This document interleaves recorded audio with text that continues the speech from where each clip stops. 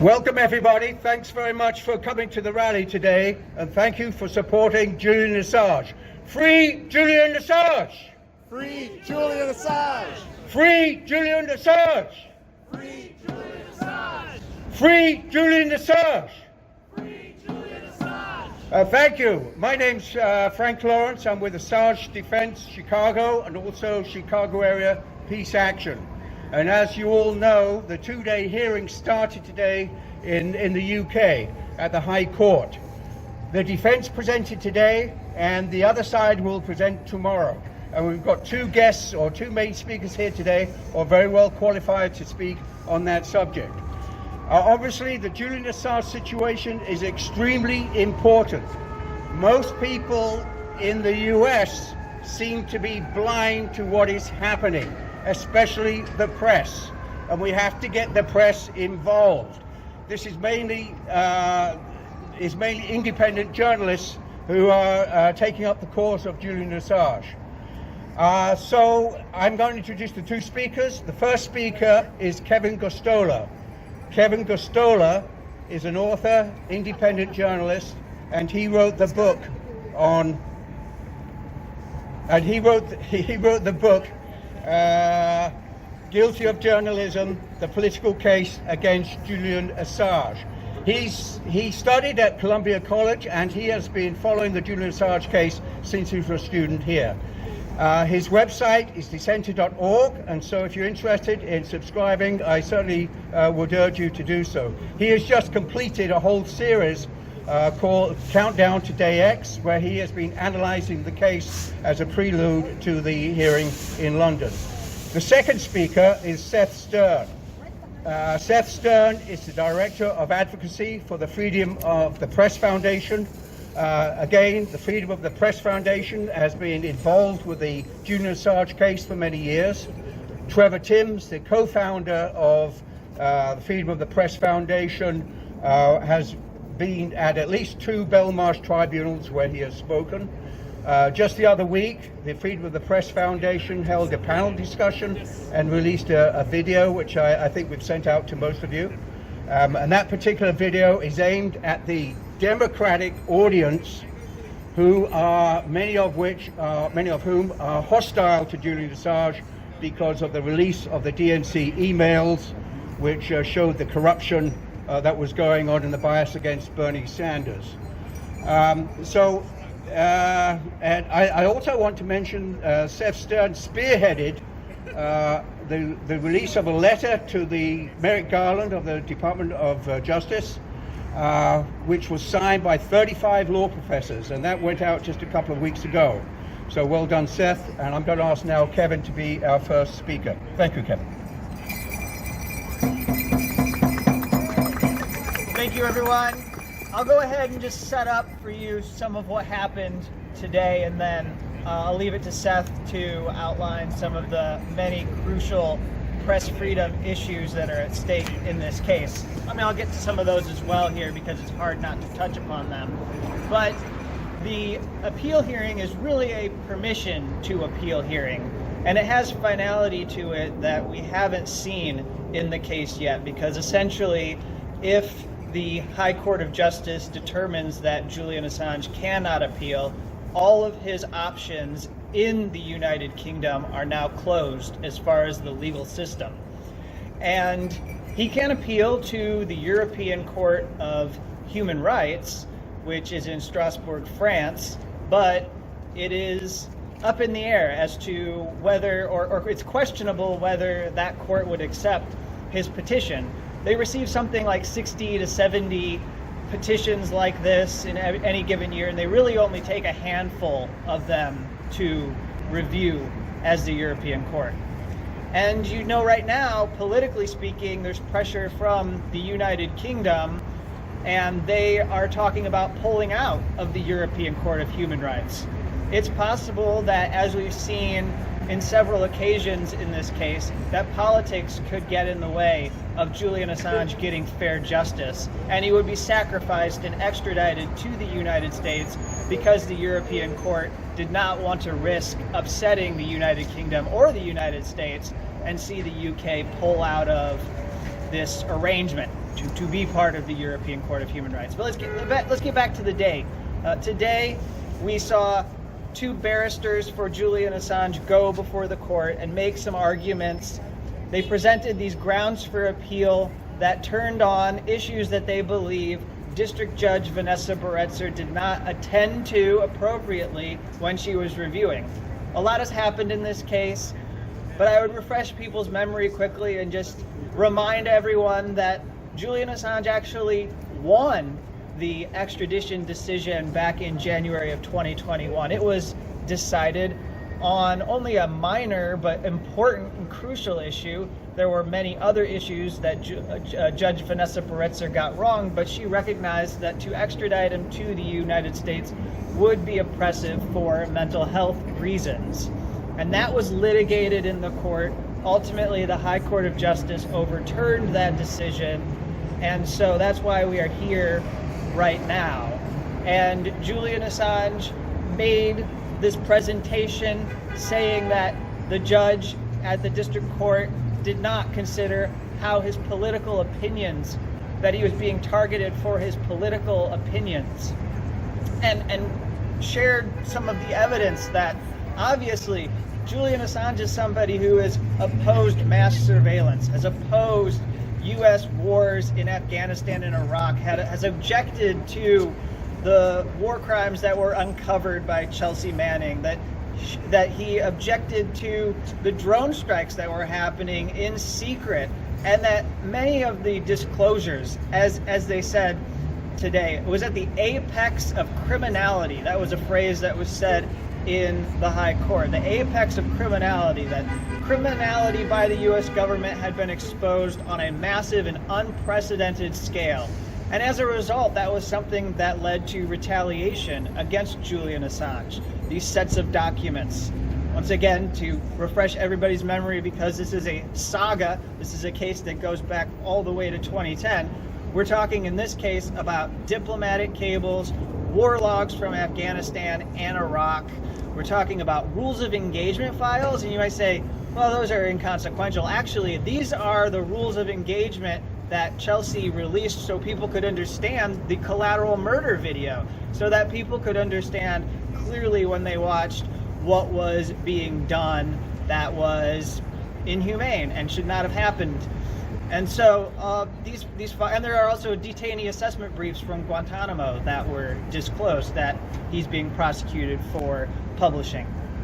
And so in this case, all of these arguments that came before the judges, it was about how the extradition treaty had not been properly applied. The treaty between the United States and the United Kingdom that is supposed to protect people from having their rights violated. And so if any of those issues are arguable at all, the High Court of Justice is supposed to grant Julian Assange a full appeal hearing. And I would say, given the work that's been done by Assange's legal team and given the work that I have done to cover this case, that it should be without a doubt unquestionable that there are many, many issues that need to be reconsidered by this legal system. I don't know if they're going to do it. I know the skepticism is out there about whether they will actually care about Julian Assange's human rights, but I would say that the attorneys for Assange made a rather strong case today, and tomorrow the U.S. government will get up and say whatever they would like to try and save the High Court from granting Julian Assange an appeal.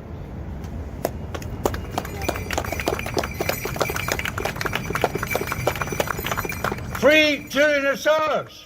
Free Julian Assange! Free Julian Assange! Free Julian Assange! Free Julian Assange! Free Julian Assange! Seth.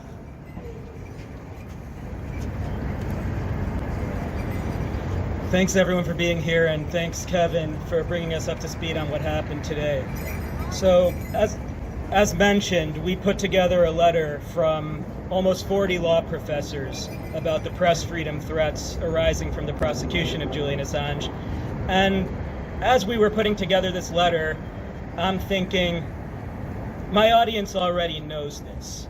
Joe Biden and Merrick Garland know full well the risks that they are creating by going forward with the prosecution of Julian Assange. You know, so much advocacy has been focused on convincing them of this threat's existence. But the truth is they know. It's impossible that they don't know. Media publishers have told them, civil liberties advocates have told them, members of Congress have told them, legal scholars have told them. Even the Obama administration, obviously no friend of national security journalism, declined to prosecute Assange precisely for this reason.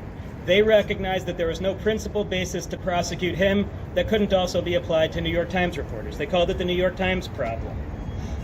But even before all the letters, all the speeches, all the op-eds, Biden and especially Garland had to have known the threat they were creating to journalism by prosecuting Assange. Whatever you think of Garland and others at the DOJ, they're no dummies. They're accomplished lawyers. They know how to read a statute. They know how to read the Espionage Act. They know how to read indictments. When they made the decision, and it was a decision, an informed, conscious decision to continue Donald Trump's prosecution of Julian Assange, they studied that indictment. They read it carefully. They know exactly what it says. They can't claim ignorance. They can't claim naivete. And none of their public statements even deny the threat is the thing. No one in the Biden administration has ever made any serious argument that Obama was wrong about the New York Times problem, that prosecuting Julian Assange does not put the New York Times and other newspapers, whatever newspaper you may like, at risk. They've never tried explaining how their legal theory under the Espionage Act would distinguish Julian Assange from award-winning journalists who publish government secrets every day just like he did. Instead, here's what they do. They change the subject. They say Julian Assange isn't a real journalist. He caused harm to national security. He's a hacker. Whatever other personal attacks they can come up with. These are not good faith arguments. They're just not. The Biden administration knows that even if all of those things were true, none of them matter under the Espionage Act, and none of them matter under the indictment. All that is required to convict Assange under the government's theory is a showing that he obtained national defense documents, talked to his source, Chelsea Manning, over encrypted channels, published what his source told him. That's all. And that's all the conduct that would be required to convict other journalists under the same theory.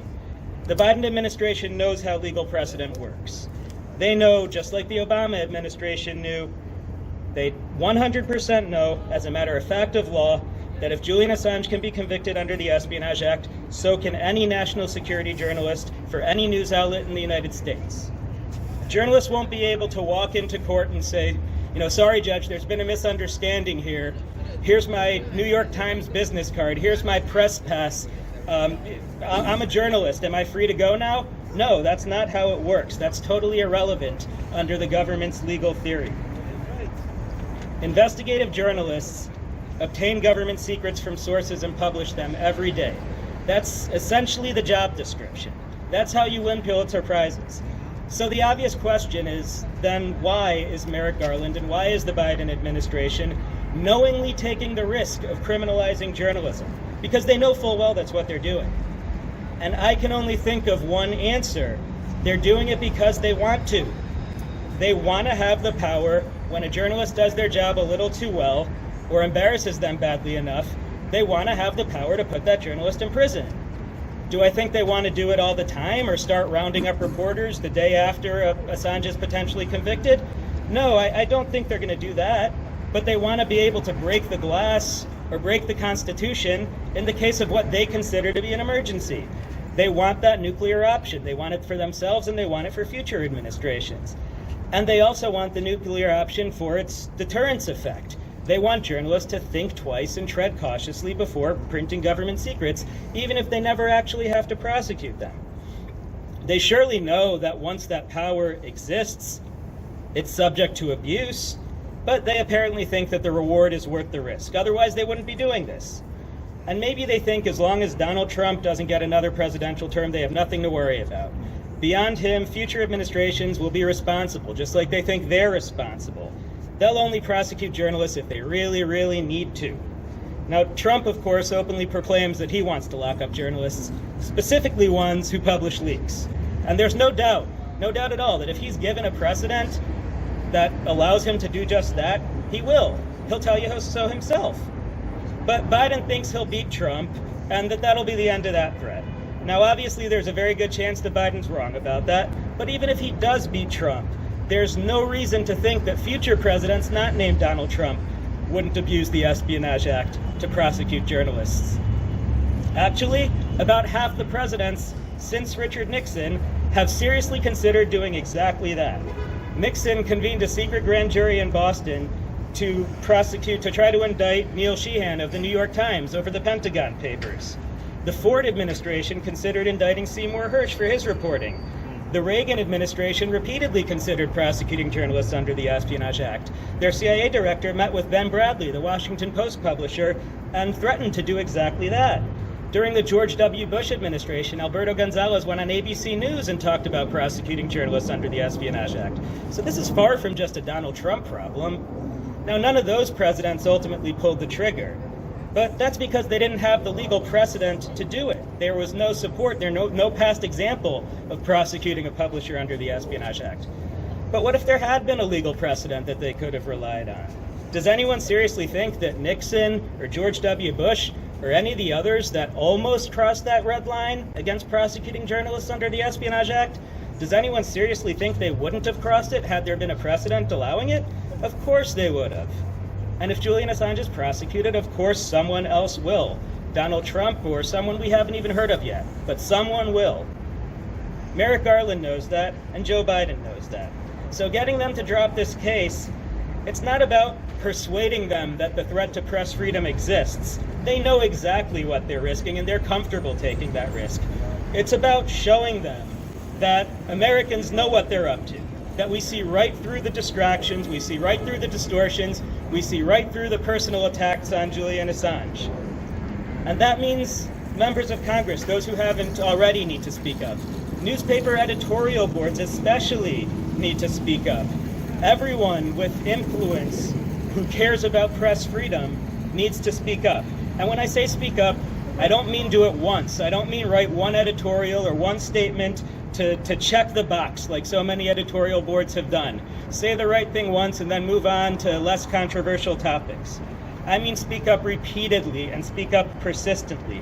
And regular people can also help. Write to your representatives, write to the White House and the DOJ, write a letter to the editor of your local newspaper. We've got tips and resources for people wanting to do that. Check out freedom.press/Assange. Everyone needs to do their part to get the administration to finally do the right thing here. Not only for Julian Assange, but for press freedom. The future of the First Amendment depends on it. Woo! Thank you very much, Seth, and thank you, Kevin. Thank you very much for the work you do. Next up, Stansfield Smith. Stansfield Smith is a longtime Chicago activist, very active in terms of opposing sanctions against Cuba, Nicaragua, Venezuela, and has also worked very hard in the Assange campaign. He, like me, is a member of the National Assange Defense National Organizing Committee. Stansfield.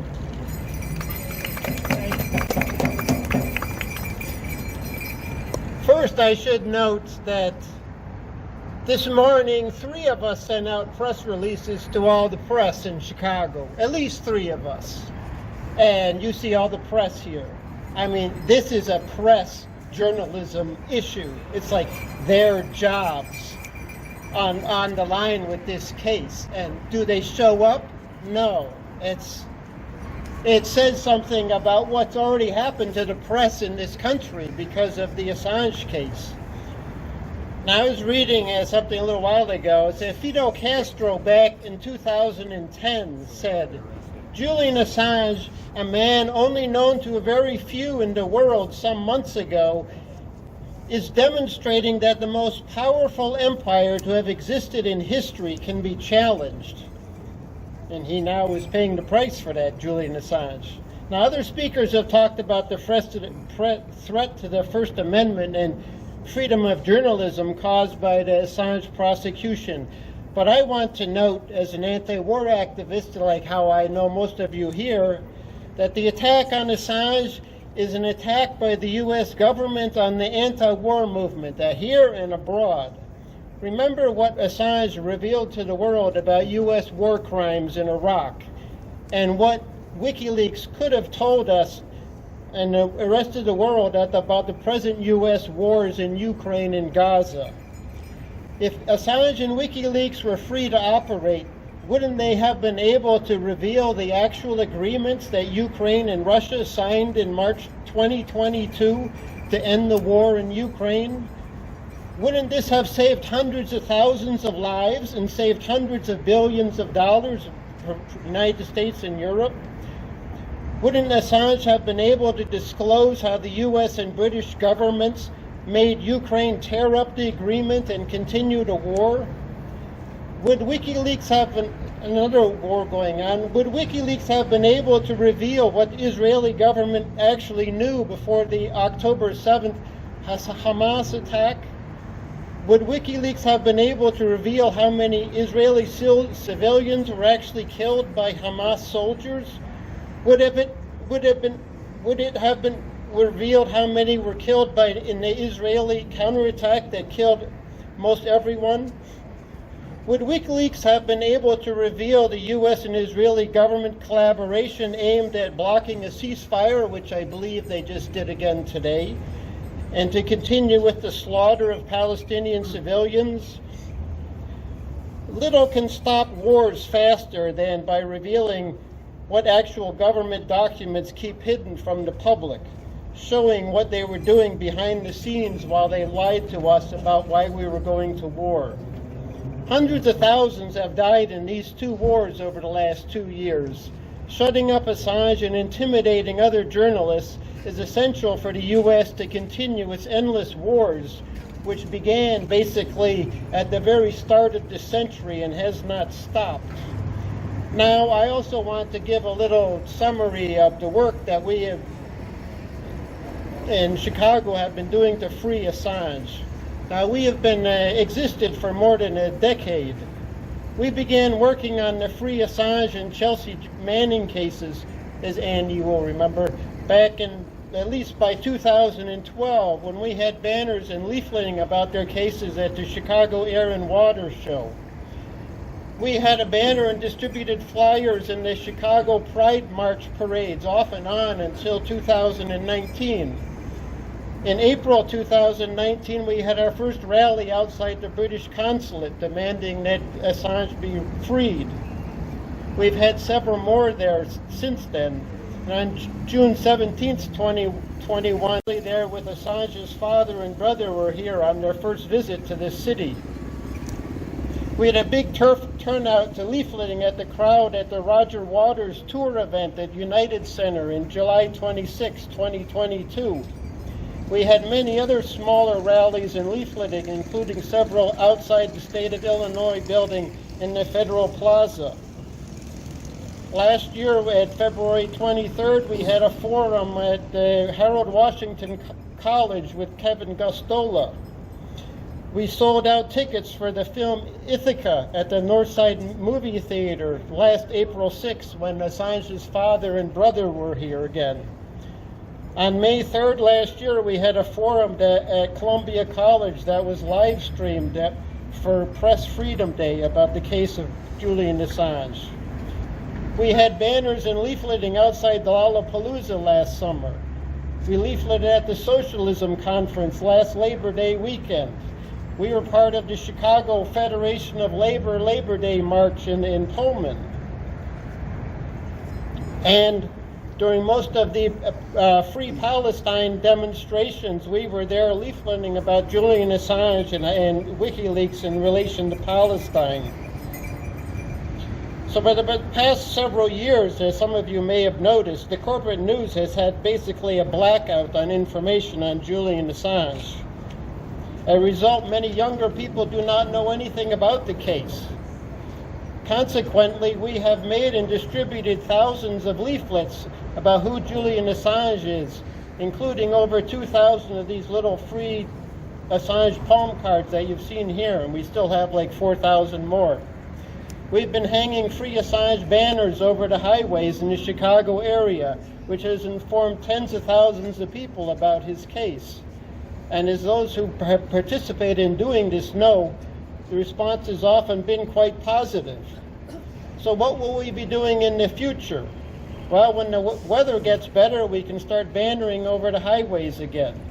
On March 16th, we can be at leafleting at the St. Patrick's Day Parade downtown. April 19th to 20th, there's a labor notes conference that we were at leafleting last year, and we can be there again this year. This summer, we can get out information at the musical festivals such as the Gospel Fest, the Blues Fest, and the Lollapalooza. We can go to the Chicago Air and Water Show again with banners and leafleting the crowd there. And with special events that we have this year, we have the Republican National Convention in Milwaukee, July 15th to 18th, that we want everybody to go to and make noise. And then in August 19th to 27th, we have the Democratic National Convention here in Chicago. We're also going to be at the Labor Day Parade this September and the Socialism Conference. Finally, before I turn it over to the next speakers, I would like to thank some of you who have been the backbone of this work and the outreach work over the last year or two, such as Tracy and Janice, who are not here today, Chris and Mary, they're not here today, Rob Kolkebeck, he's not here today, but Timmy and Neil and Mike and our hard-working leader, Frank Lawrence. It may not feel like it, but you have done historic human rights work. Today, Assange Defense Chicago is recognized as one of the most active and effective local Assange defense organizations in the U.S. We will continue to work until Assange is freed, just as we did with Chelsea Manning, the Cuban Five, and Alex Saab. Okay, thanks. Now, I forgot to mention the co-sponsors of our rally here. We have the Chicago Area Peace Action, Neighbors for Peace, the Chicago Anti-War Coalition, Chicago Alba Solidarity, the Anti-War Committee in Chicago, the Center for Political Innovation Midwest Chapter, the Illinois Green Party, and the National Lawyers Guild in Chicago. Now we'll have speakers from some of the other co-sponsors, and the first will be Elizabeth Marino from the Center for Political Innovation.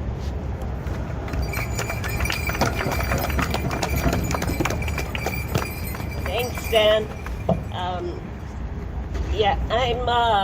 the adult educator here in Chicago. I participated with Stan in various struggles, anti-imperialist struggles over the years. The Center for Political Innovation is a socialist and anti-imperialist education project, publishing books, producing films, conferences, workshops, study groups, in real life activities, as well as virtually, of course. For all of these things, we need our First Amendment rights. It affects everything we do, educating, organizing people to just get informed, right? Obviously. We on all of these activities and issues, we oppose the endless regime change wars, as well as the censorship regime chipping away at our civil liberties. Now, in my day job, I educate adults. So new immigrants, I teach them English as well as GED classes for people who haven't got their high school diploma yet. I love my job, having daily contact with, with such a broad cross-section of Chicagoans, working class Chicagoans, hardworking people just trying to take care of their families, right? And part of the curriculum, of course, is U.S. history and civics. One thing I do not love is over the past decade or more, I just noticed how much hypocrisy there is when I need to teach, like the Bill of Rights and the Constitution. Usually I'm trying to connect, current issues with his history, right? And so, for example, I forget, I didn't look it up, it must have been around 2010 or 12 or something when a Palestinian woman was, rounded up in some of these raids. She had her citizenship taken away on bogus charges from the 1960s when she was in an Israeli prison. I think her name was Ramzia Odet, if I remember. Yeah. And so it just happens I was teaching, like, we just finished World War I, right? And so we're talking about Emma Goldman and how she had her citizenship taken away, and lo and behold, it's happening again, right? In current events in Chicago. Of course, there's so many police brutality cases, and the Flint, Michigan water crisis. I mean, it all connects. And if we want to organize for anything, we need to have our civil liberties. And if we lose the right to dissent and hold leaders accountable, of course, all other rights will be fiction. So we need to support people like the Uhuru Black People's Socialist Party, and they're trying to be arrested right now, as well as far as local cases. So let's resist corrupt leaders from forcing us into this low-wage police state that they seem to have on the agenda for us. Free Julian Assange. Next up is Neil Resnikoff, again, a long-time Chicago activist. Neil. So I'm speaking for the Chicago Anti-War Coalition, and I want to say that Julian Assange is in jail and court now because of the Biden administration at this time. The Biden administration has refused to drop charges of violation of an old U.S. law by this Australian journalist who has never been to the U.S. The charges at the heart of the case are for Julian's role in revealing U.S. war crimes that the U.S. did not want to be revealed. So Assange has now been in confinement for 11 and a half years, trying to avoid being extradited to the U.S. He knew that the U.S. government was out to get him. He was editor of WikiLeaks, which revealed all sorts of U.S. criminal interference in other countries and killing of civilians and other crimes. And he knew that the Obama administration was investigating him and might file charges. The Obama administration in November 2010 called the WikiLeaks exposure of U.S. war crimes reckless and dangerous action. U.S. Attorney General Holder said that there has been an active ongoing investigation, and Vice President Biden said in December of 2010 that WikiLeaks is close to being a high-tech terrorist. An indictment against Assange was finally filed by the Trump administration, as was pointed out already. But as we know from Assange taking asylum in the Ecuadorian embassy in London, before this time, before the indictment, the U.S. persecution and hounding was successful to that extent. Now, the charges against Assange, as has been pointed out, are under the Espionage Act of 1917.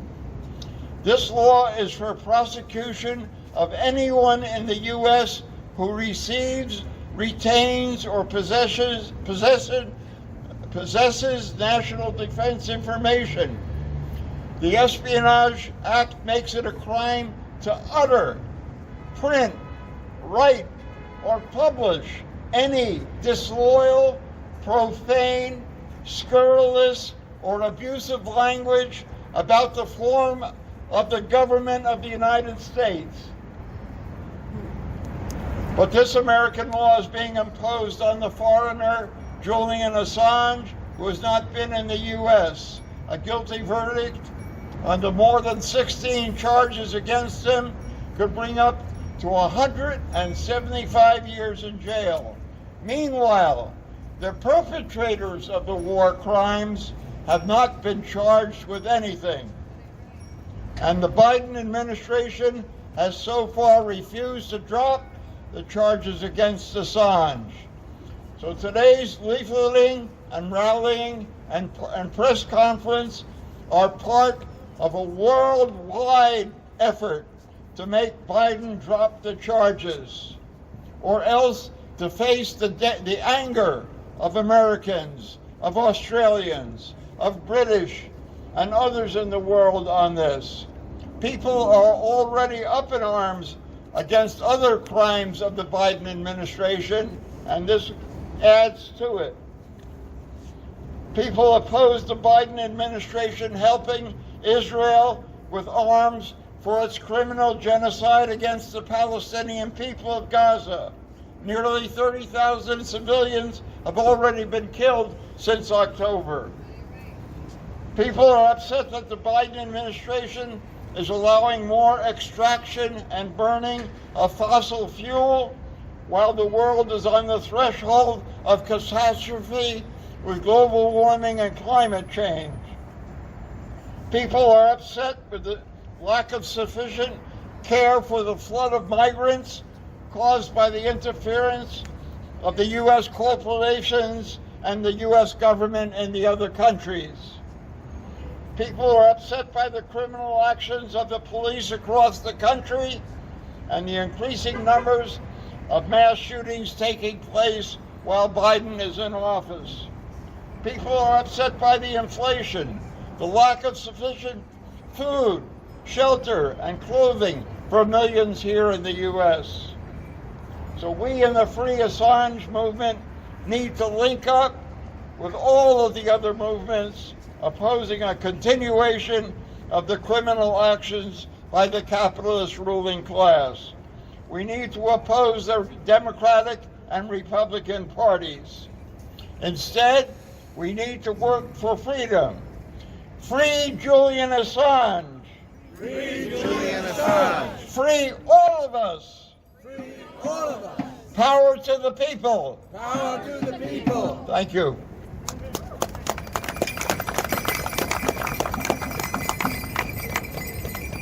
Okay, I think we have two more speakers from the different co-sponsors. I don't know, Rich Giovanni, you want to go, or the... Okay. Here's Rich Giovanni from the Illinois Green Party. Yeah, it's Rich Giovanni, slightly different, but I'm proud to be here representing the Green Party. I mean, well, actually the Illinois Green Party, and I guess by extension the Green Party of the United States, because I'm a national committee member represented from Illinois. I was just looking today at a YouTube of the 2016 Green Party National Convention in Houston, and Julian Assange from the Ecuadorian consulate spoke to for about 20 minutes, had about 20 minutes or maybe 15 at that thing. So the Green Party had been very supportive of Julian Assange and his brand of telling the truth and getting the word out about these issues. Because obviously all the things around there, the dirty tricks around Bernie Sanders, we actually got some Green Party people to come to the Green Party that year to support Jill Stein, who was our candidate then, and is probably our presumptive candidate in 2024.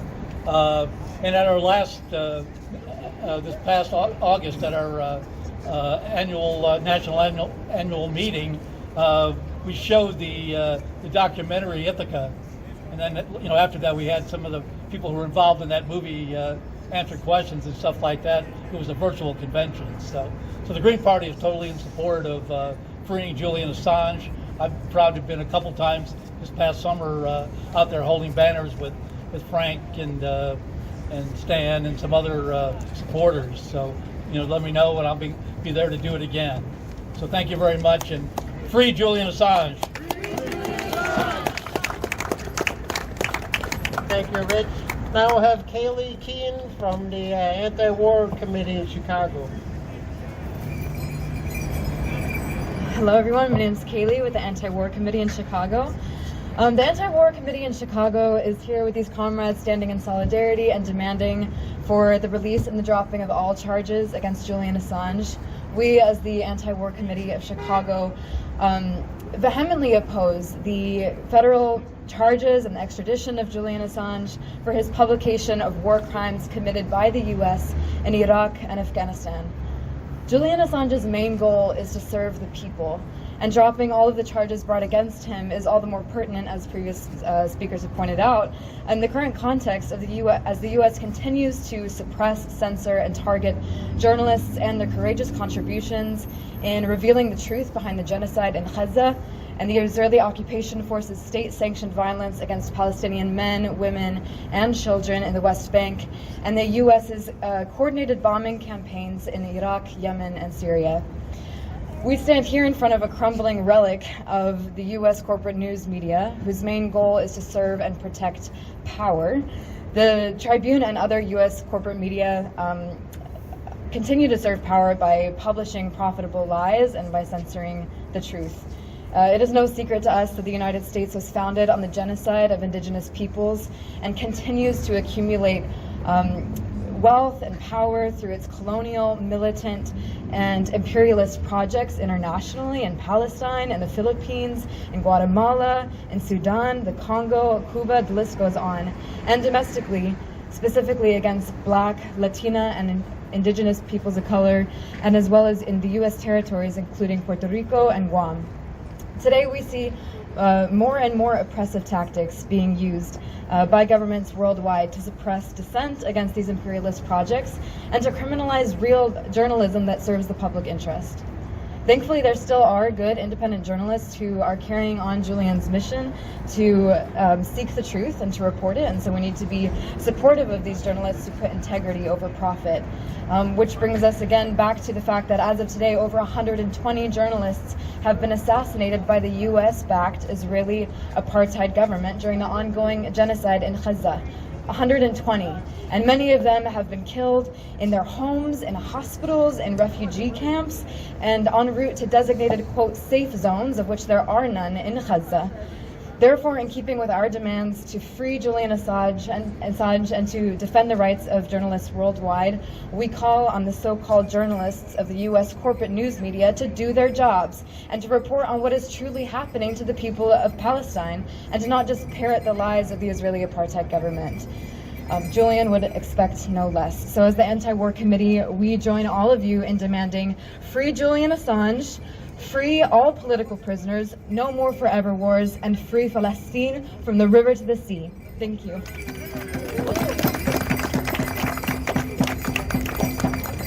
Thank you, Kaylee. Well, our last speaker will be Andy Thayer, who was actually one of the founders of the Free Assange movement here in Chicago, along with when we're working on the Chelsea Manning case.